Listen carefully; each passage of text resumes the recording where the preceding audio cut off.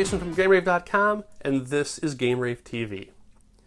So after an amazing weekend hanging out at Galloping Ghost Arcade with longtime friends, our featured topic this week allows me the privilege to talk about the top 5 arcade ports for the PlayStation. Tragically, in the modern era, the term arcade port has become almost extinct, with the rare exceptions of the few Japanese titles still being brought over.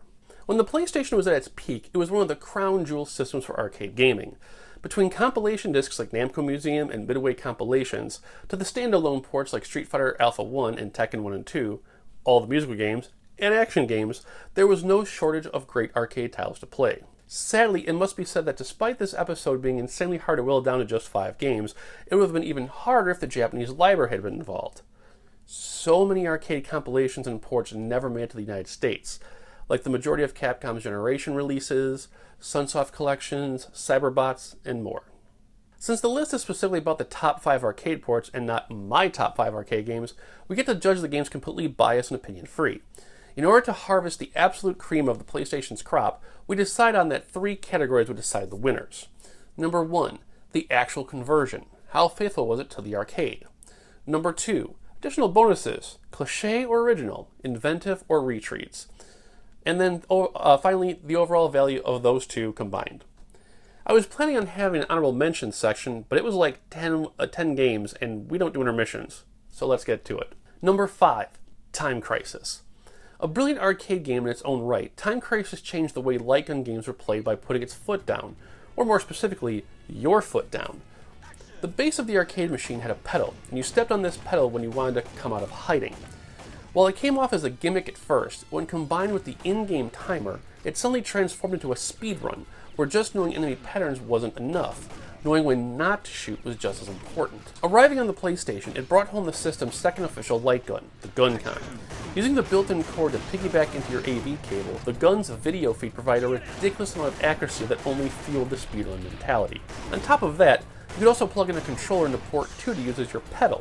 Now, that was kind of stupid. What they didn't acknowledge is that any controller worked. If you had a steering wheel with pedals, plugging that in actually gave you the pedal from the arcade. From here, Time Crisis would have still been put on this list, but it was nudged down into 5th place because all it really included was a special mode. In the PlayStation exclusive, you follow the arms dealer of the arcade game's main character, Mad Dog. Namco essentially gave you an exclusive sequel, doubling the amount of high scores you could set. Number 4. Rival Schools United by Fate. The battle for 3rd and 4th place was the hardest part of this top 5, as both games provide a decent amount of extra bonuses, but the 3rd place entry really nailed how they worked. Here in 4th place is Capcom's Rival Schools, a 3D fighting game starring various students beating each other up. Featuring Sakura from Street Fighter Alpha 2, the game is pretty damn faithful to the arcade with minor tweaks, such as having all default characters and selectable options available right away. Where Rival Schools makes the cut in this list is the 2nd disc, labeled Evolution. Think of Evolution as an all-in-one season pass, on disc. You have an exclusive version of the game to play, various traditional add-ons like tournament mode, and then a lot of cute minigames based on several characters' athletic personalities. This included distance hitting in baseball and several soccer minigames. The additions at the time were a nice touch, except that the minigames really didn't hold the player's attentions. To add insult to injury, there was essentially a sort of dating game you could have played that Capcom left out of the US version due to time constraints with the translations. Still, those kinks aside, it was a for-the-fans type bonus that played to the core crowd. You can't really fault them for that. Number 3, Super Puzzle Fighter 2 Turbo. Another Capcom staple in the 32-bit era, Super Puzzle Fighter 2 came from a time when Capcom actually allowed itself to have fun and take chances. Based off the color matching with a trigger gem puzzle gameplay, Puzzle Fighter let chibi versions of your favorite Capcom fighters pummel each other when you traded gem drops. The conversion was pretty much dead on, but where the PlayStation version shines are how Capcom incorporated the extras. First, there are 2 console-exclusive characters, Mei Ling, the sister to Haisenkyo, and Anita, the little girl that Donovan protects. Second, there is Street Puzzle Mode. At face value, this is essentially a play-for-payout mode where your winning rounds unlock the various content in the game. What makes it stand out is that Capcom mapped out every single unlockable item for you, so the player could truly decide what he did and did not want. To put that in perspective, if you were only looking for every gameplay option and nothing more, you would only need to play 5 rounds, essentially 15 to 20 minutes of time out of the box, and you're good to go. Had there been just a little more content to go after that wasn't the usual fluff, it would have been way higher on the list. Number 2, Soul Blade. I was working in a family-owned game store that carried import games when Soul Edge was released in Japan. Obviously, we imported and sold it, and upon booting the game up in our kiosk, heard a customer blurt out, "Oh my god, they're real." He was referring, of course, to the exclusive PlayStation intro movie, in which Namco rendered an amazing CG intro with lifelike looking versions of the in-game characters. With that kind of 2-minute hype, you knew you were in for something special, which it most certainly was, as Namco went all out. The first edition quite literally was fan service. Namco chose fan-made outfit designs to be incorporated into the game, bringing the costume roster up to 3 per character. Next up, the additions of both good and bad endings based on a very quick, usually one-button minigame you would play without warning. Music lovers now had 3 different versions of the soundtrack to choose from, including the console-exclusive orchestration. Each character was given extra weapons, which were snuck in with the new Edgemaster mode. Here, you were presented an actual storybook adventure for each character, where completing each chapter unlocked a new weapon set for you. When you combined all of the above, plus other additions, tossed in the usual extra modes, and a first-class port of the arcade game, you had a clear contender for Game of the Year that year. With all these added bonuses and new modes, there was quite literally only one arcade port that could beat all the others. Number 1. Street Fighter Alpha 3.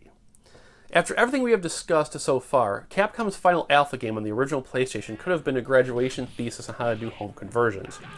After the absolutely dismal showing of Alpha 2's PlayStation port, it was clear someone at Capcom treated this like an apology.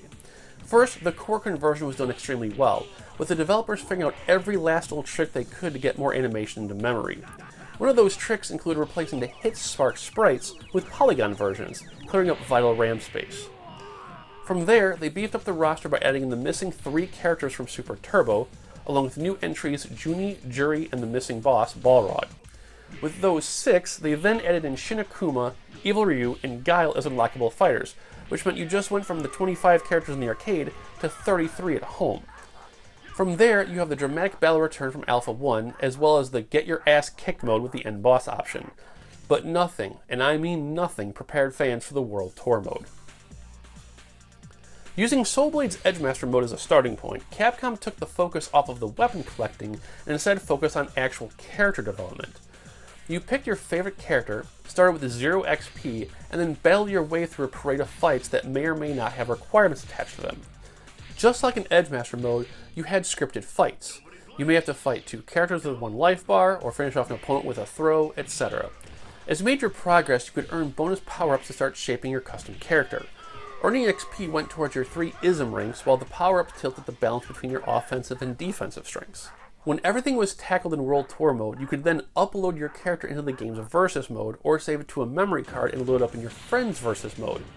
This opened up an entirely new game of strategy and practice, as you really didn't know what was waiting for you on the other side of your friend's memory card. With the World Tour mode options playing beautifully into the main game and the Versus mode, as well as expanding the competitive gameplay already delivered, with all of that slapped on top of a damn fine conversion, Street Fighter Alpha 3 steals the crown for the best PlayStation arcade port of all time. Alright guys, that does it for this week. Hopefully you enjoyed the list. If you guys have your favorite arcade game ports, no matter what system it's on, post it down below, hit us up on Twitter, see us on Facebook. Let's get the conversation started. What are your favorite arcade conversions? Take care, you guys. Have a great day.